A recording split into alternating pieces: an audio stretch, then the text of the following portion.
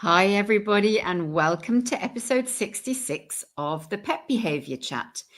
So, today we've got a super good topic, and it's one of my favorite topics because who doesn't love talking about puppies? So, we are going to be spending the next 30 minutes or so talking about puppies. And in particular, we're going to be talking about puppies that bite, nip, and mouth, which is pretty common. And I'd say it's something that a lot of people struggle with. It's certainly something that I get consulted on quite a lot. And, this might be sort of the time of year. Maybe there are new puppies in the home and they've perhaps been in the home for a little while. And now these behaviors are starting to come out. And obviously it can be I guess, particularly distressing or frustrating if there are children in the home, because little puppy teeth can be pretty sharp and they can cause injury. And sometimes the intensity of the puppies, the arousal levels when they are in this state of nipping and biting and mouthing and, kind of chasing anything that moves, moving feet, moving hands, jumping up and mouthing and that sort of thing. It can be pretty, I guess, tricky for the human-animal relationship and bond, especially when that bond is just forming when the puppy has first sort of come to the home. So I'm going to talk a little bit at first about why might this behavior be occurring, and then I'm going to spend a little bit of time talking about what we can do to change the behavior, to sort of, I guess, reduce the intensity levels, reduce the arousal levels. But it's always really important to understand what the underlying motivation might be, and that will give us a much better clue as to what we can do to try and reduce these behaviors and cause an overall more calm household. At the end, I'm going to give you access to my super amazing free PDF all about exactly this topic. Why do puppies bite, nip, and mouth? And what can we do? And then I'm also going to let you know about an amazing new course that I am just about to launch and how you can get on the wait list for that and receive a preferential rate, a massively discounted rate of 50% off as the course launches. And that's going to only be around for a couple of weeks. So you will want to get yourselves onto the wait list for that. But it'll all become clear as I go through the podcast. All right. So let's get started with, why do puppies do this? Why do they do this so much more than older dogs? Why do they bite? Why do they nip? Why do they mouth? What is it, about these behaviors that's so important and appealing to puppies? So the first thing is that it could absolutely be normal exploration. So puppies will absolutely use their mouths to explore their environment. They're going to learn about new textures, new tastes, new things in the home. They are at that time in their lives where they're massively into exploring everything. And obviously using their mouths is going to be a way to do that.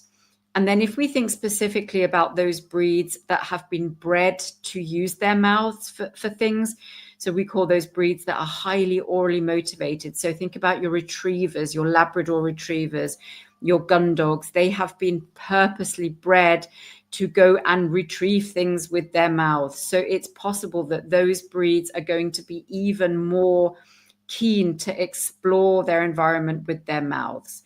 So it can absolutely be normal behavior, normal exploration. And a lot of the time, this requires perhaps a little bit of management by the pet owner initially. So things that you absolutely don't want your puppy to put into their mouths, make sure that they're kept out of reach.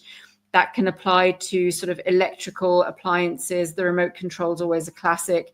But also things that are important to you, perhaps expensive handbags, expensive shoes, things that have sentimental value. So photo albums, for example. So you want to make sure that those things are well out of reach, because, if the puppy is going to go and explore things, they're going to explore whatever lies in their path. So make sure that the things that you don't want them to get hold of are taken away.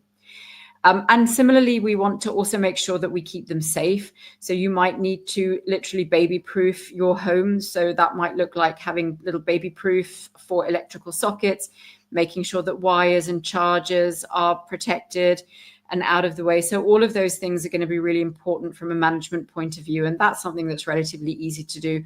and you know that this phase is going to pass. So it's something that you might need to do for a few months, but it's not going to hopefully be a lifelong thing.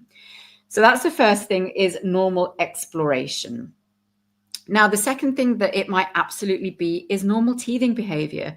So puppies will usually start to teethe around kind of the 4-month mark, between 4 and 6 months. So it can go, quite a long time, a couple of months during that period, and absolutely teething. So changing from baby teeth to adult teeth can be pretty painful. Gums can be sore, and they may want to relieve that soreness by biting onto things.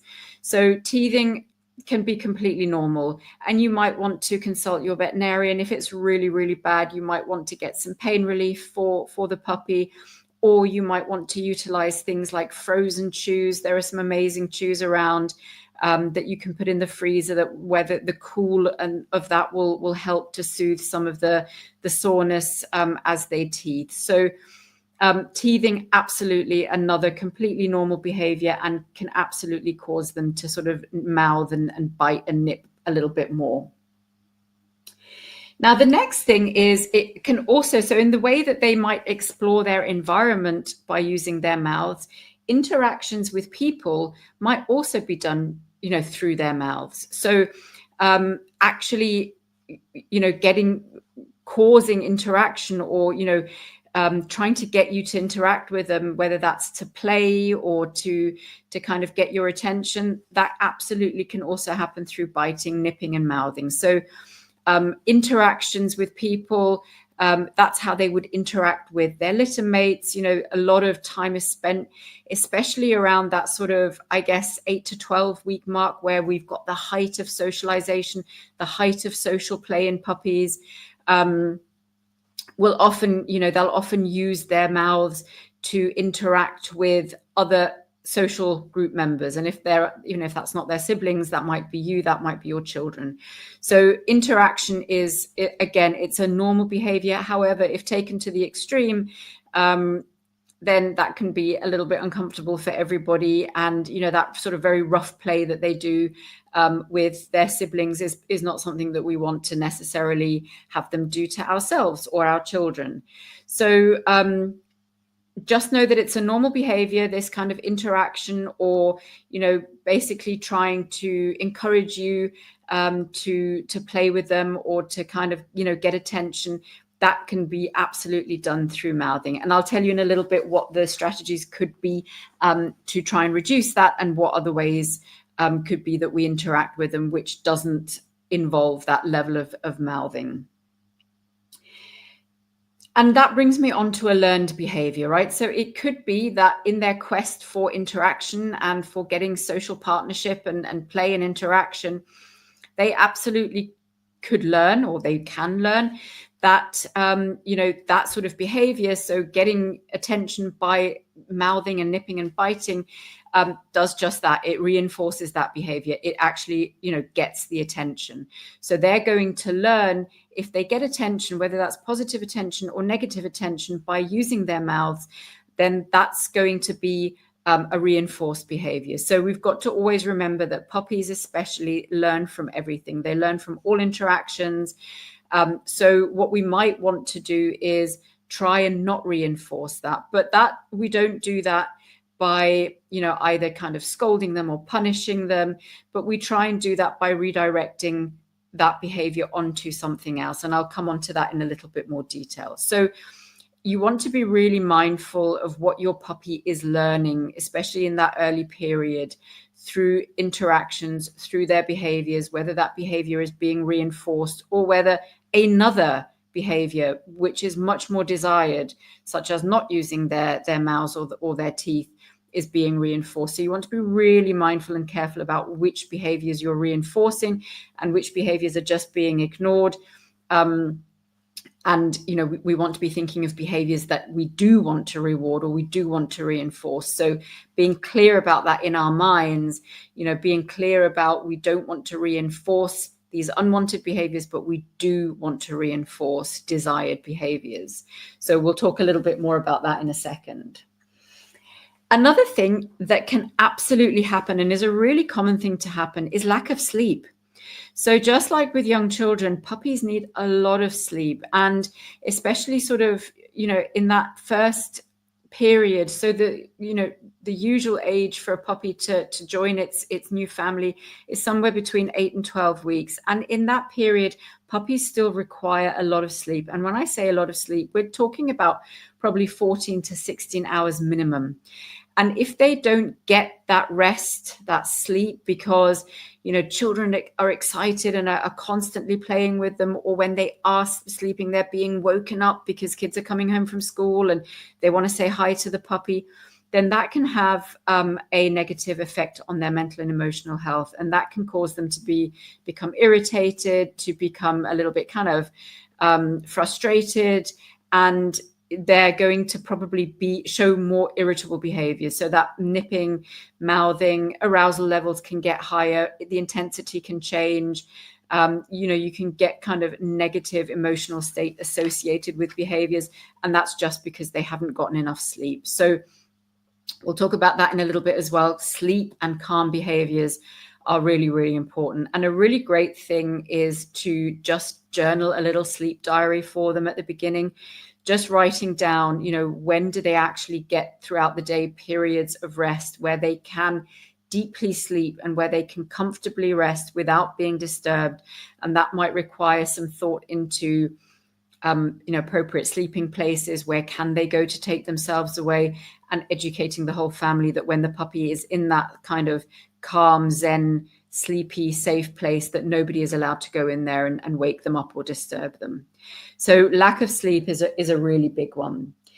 And then finally, and I think this is for me probably the most important point, is that oftentimes these types of behaviors, the mouthing, the nipping, the biting, can be attempts at communication. So the puppy may be communicating that the interaction that is currently occurring is somehow not to their liking. It could be that kids are playing too rough. It could be that kids are touching body parts that the puppy doesn't like having touched. It could be that they're kind of being carried around in a way that they don't find comfortable. It could be that they were busy doing something else, maybe playing on their own with a toy, or maybe sleeping or resting, and they were then interrupted either by an adult or by a child. Adults are equally, culpable of this as well. And they are communicating through the nipping and the mouthing and the biting that they don't want that interaction at the moment. So it's kind of a distance increasing signal, or it's a, hey, I'd like to stop this interaction now signal. And I think oftentimes that doesn't get respected because the puppy's so cute and they usually love to play and it's all exciting and they're new in the home. And, everything can, at this time, everyone's emotions can get quite aroused, the puppies and the people's. So, and it might be a way of the puppy communicating, hey, this is just too much and I don't want this, or I don't want this in this way. I don't like this particular body part being touched in this way. I was resting, I was sleeping, I was playing, I was eating, I was, playing with a puzzle toy or a chew toy. And I didn't really want to be interrupted in that moment. And I think it's so important that that communication is respected. So I think they'd be my kind of top points. So normal exploration, especially those orally motivated breeds, don't forget about those. Interaction or soliciting interaction and play, with humans, and then learn behaviors that might follow through from that. Teething as a normal behavior, perhaps a little bit of pain involved there. Lack of sleep, lack of calm, lack of zen, lack of rest. And then that final piece, which is that communication piece about maybe not enjoying that particular interaction, and the mouthing actually being a distance increasing or a stopping the interaction type of behavior. So what do we do?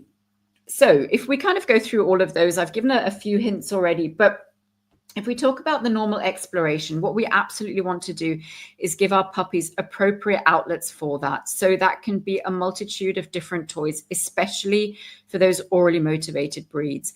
And what I always encourage is that we have different types of toys that have perhaps different textures, So you could have a soft fluffy toy. You could also have, a harder kind of rubber chew toy. So Kongs are great for this, for example, because you can also stuff the Kong with something so that we get that extra kind of reinforcement from engaging with that particular toy. You could have toys that they maybe have to chase, but be careful about arousal levels becoming too high there. We could have licky mats. We could have toys that squeak. We could have toys that don't squeak. So there are so many different toys on the market that you could pick and choose from and see what your puppy really loves.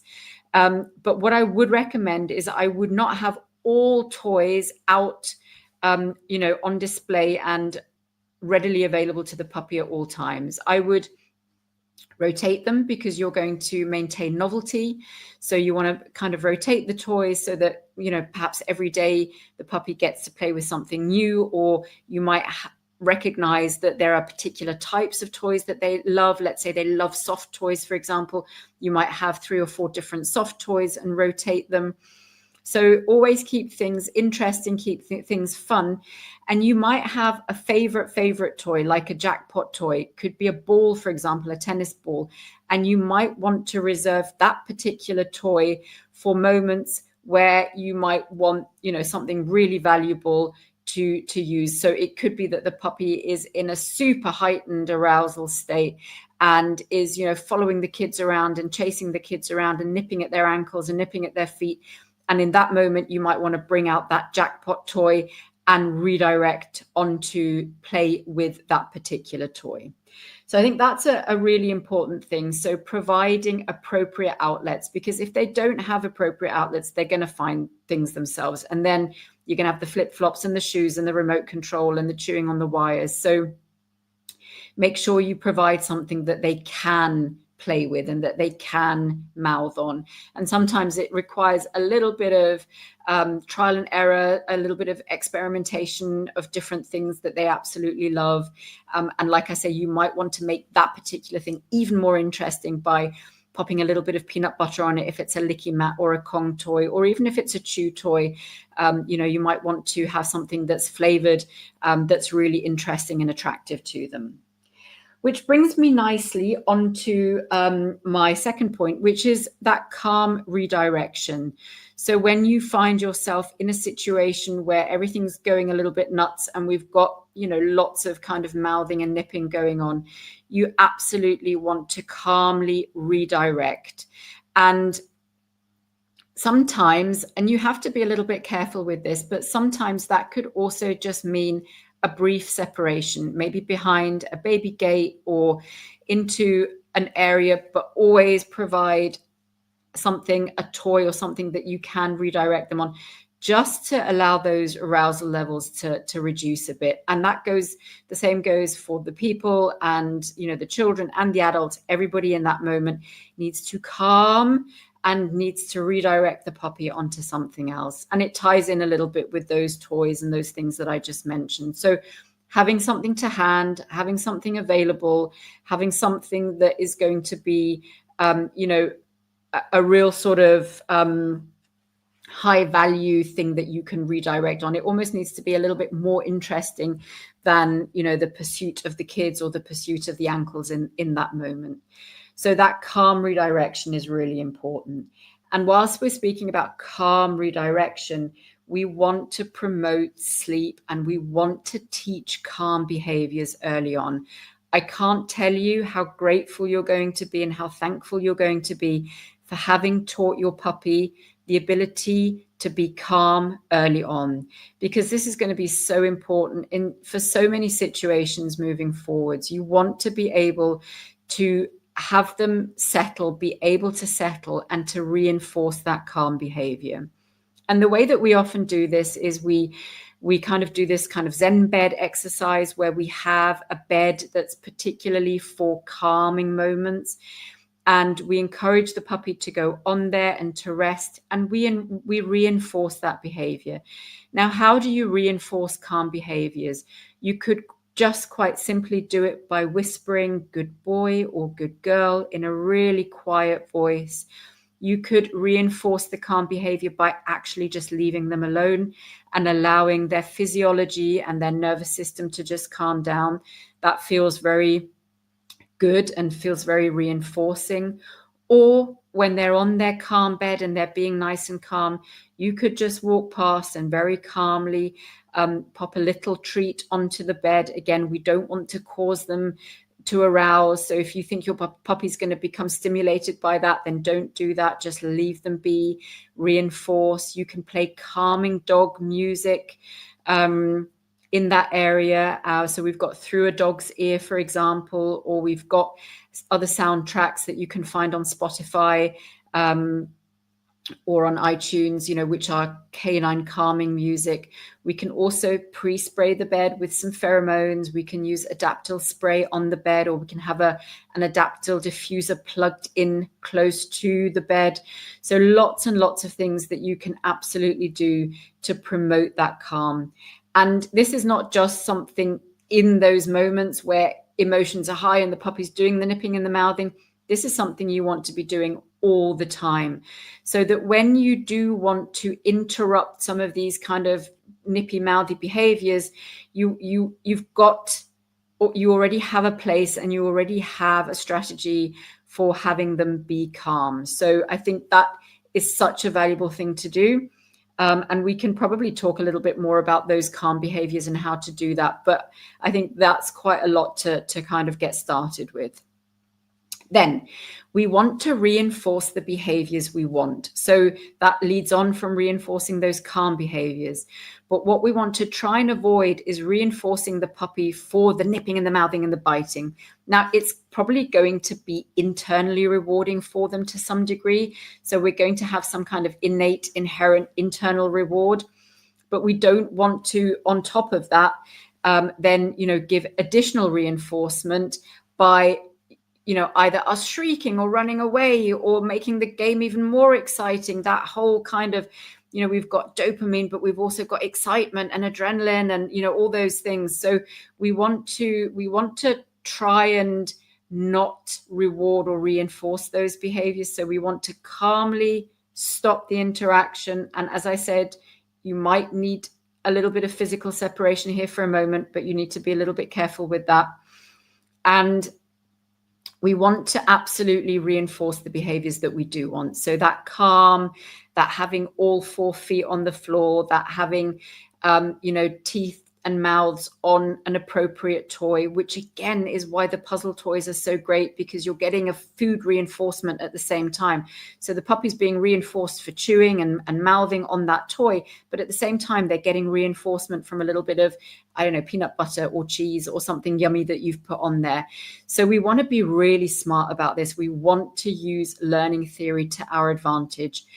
And if you think that your puppy is getting masses of internal, innate, inherent reward from being aroused and running around and nipping and mouthing and playing, then you might want to try and nip those behaviors in the bud. Of course, we want to let puppies play and express themselves. That's part of having a puppy and being a puppy.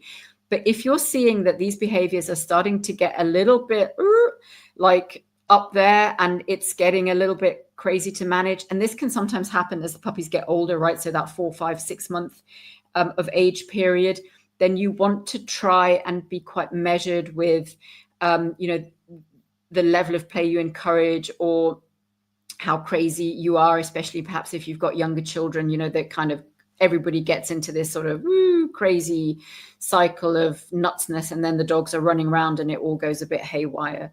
So just being very mindful of allowing play to go to a certain point, but perhaps then understanding when it's time to interrupt and maybe get them to calm down again. And that is going to serve you so well going forwards. Teething, we've spoken about those ice chews, maybe getting some pain relief from your veterinarian if things are really, if you think they're really sore. And then I think the final 2 pieces. So I think always supervising play with children. just because of everything I've spoken about, I think it's really important for an adult to be there, to see the body language, to watch the communication, to see arousal levels and see, you know, what's going on, and to be able to sort of interrupt things if they get a little bit too crazy. So I think that supervising of play is important. And then respecting the puppy's communication. So if you think your puppy is actually communicating, hey, I didn't like that, I don't like being touched like this.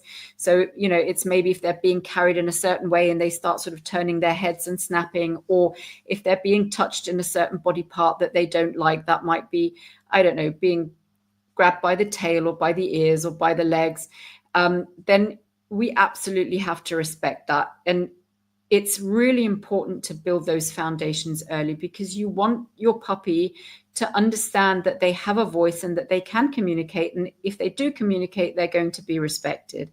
Otherwise, you're going to get escalation of behaviors and it's all going to get a little bit messy. And so on that point, number one, I have an amazing free PDF for you that you can download, that you can stick to your fridge, that you can refer back to often, just to kind of reinforce everything that I've spoken about today. And that's going to be in the show notes. It's completely free of charge. It's yours. It's part of this podcast. It's something that I want you as a new puppy owner to have at your disposal at all times, just so that you can understand what you're doing and refer back to it. But even more exciting, I am launching a Learn to Speak Dog course. So it's an online course, it's a multi-module course, and it is all about recognizing that communication piece. Because we want to start this early. We want to start this from puppyhood. We want to really understand what our dogs are communicating with us. And that is all about learning to recognize body language, facial expressions, vocalizations, emotional state.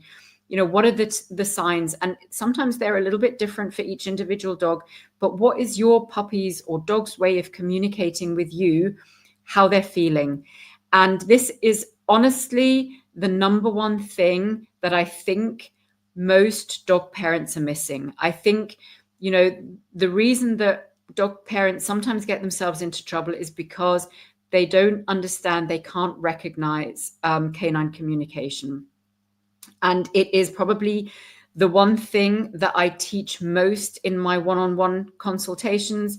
Obviously, there it looks a bit different because we look at the individual dog, we look at certain contexts and situations, but it's all about understanding their emotional state and their emotional motivation, how they're communicating, how they're feeling, which situations they might not feel so comfortable in, and then respecting that communication to build a really strong relationship that's based on mutual respect and mutual communication, and where you build a true partnership, a lifelong partnership with this amazing puppy that you've just brought into your lives. And, you know, something that is going to be truly rewarding for you and for the whole family and for the dog, because they're going to feel heard, understood, and respected. So Learn to Speak Dog, I've actually delivered it in person. I've done an online, I did an online course a couple of years ago where we had modules that I delivered every week. But this is going to be an evergreen course, a course that you can, you know, dip in and out of as you feel the need to. It's going to have so much content in there. We're going to do body language. We're going to do facial expressions. We're going to do vocalizations. We're going to do emotional state. We're going to do socialization and sociability, dog-dog sociability. We're going to talk about enrichment.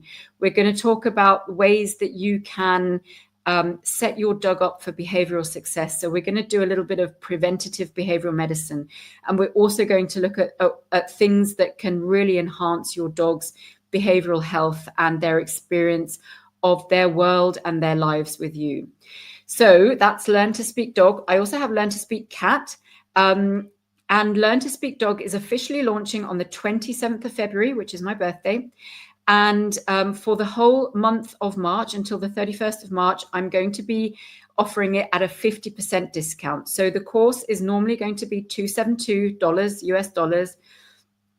for the 27th of February, which is the day it launches, and my birthday. So regular price for Learn to Speak Dog is going to be $272 US. You will be getting it for just $136 US for the whole month of March. So we're going to do a VIP priority access month. And this is 2025. And then if you want to buy both courses, Learn to Speak Dog and Learn to Speak Cat, it's going to be just $444 US regular price.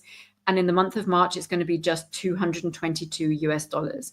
So I really want to encourage you, whether you're a dog owner or a dog and cat owner, or you're a cat owner and you're just listening to this because you like the idea of chatting about puppies or listening about puppies.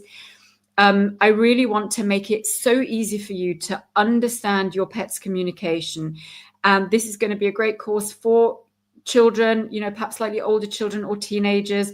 But if you've always wanted to build that amazing relationship with your pet and you really want to understand what they're communicating with you, then this is the course for you. And I would encourage you not to miss this offer that will only be around for a month before it goes out on its regular price. So I'm dropping a waitlist link in the show notes that I would love you to sign up to. And then once the course goes live and it launches, we are going to make sure that you get the opportunity to buy the course at the priority access. You will have 12-month access to the course, so you can dip in and out of it for a whole year.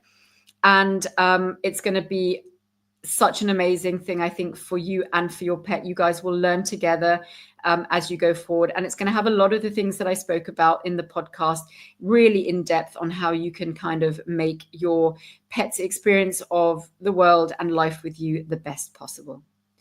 All right, that's it for this week. I hope I've given you some interesting, helpful strategies that you can apply today. I hope that helps you with your puppy. If you do need individualized help, then please feel free to reach out to us. We can also do a one-on-one consultation where we delve deep into your personal and your dog's or your puppy situation.